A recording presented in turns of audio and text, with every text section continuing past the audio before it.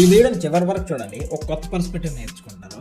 ఒక hair cut వాడు ఎలా అన్నాడు, నేను సంవత్సరానికి 100 కోట్ల తల వెంట్రుకలు తెగ నరుకుతా అనుకుని. ఒక హెయిడ్స్ని ఏమన్నారు తెలుసా, నేను 10,000 సార్లు ఫెయిల్ అయ్యి ఒక బల్బుని కనిపెట్టాను అనుకోండి. ఇక్కడ క్లియర్గా అర్థమవుతుంది, ఇద్దరు కూడా హైప్ క్రియేట్ చేస్తున్నారు. వేటిని అయితే లెక్క పెట్టకుండా వాటిని లెక్క పెట్టి. సో ఈ 10,000 ఫిగర్ని ఒకసారి చూద్దాం. రోజుకి ఒకసారి ఫెయిల్ అయితే 27 ఇయర్స్ పడుతుంది. అలా జరుగుంటే ఏమనేవాళ్ళం తెలుసా, 27 ఏళ్ల కృషికి ఒక బల్బుని కనిపెట్టారు అనేవాళ్ళం. రోజుకి 10 సార్లు ఫెయిల్యూర్ అయ్యారు అనుకుంటా. ఇలా జరిగితే 3 సంవత్సరాలు పట్టేది, అంటే 3 సంవత్సరాల కృషి.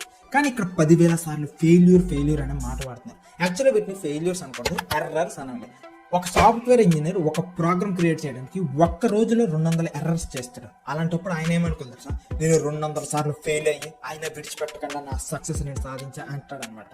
దీన్నే వేరేలా చెప్తా, ఒక గవర్నమెంట్ ఎగ్జామ్ ప్రిపేర్ అయ్యేవాడు సంవత్సరం అంతా ప్రిపేర్ అయ్యి లాస్ట్లో అటెంప్ట్ ఇస్తాడు. అక్కడ ఫెయిల్ అయితే ఫెయిల్ అయ్యాడు అని చెప్తాడు. ఆ మధ్యలో జరిగిందంటే ప్రాసెస్.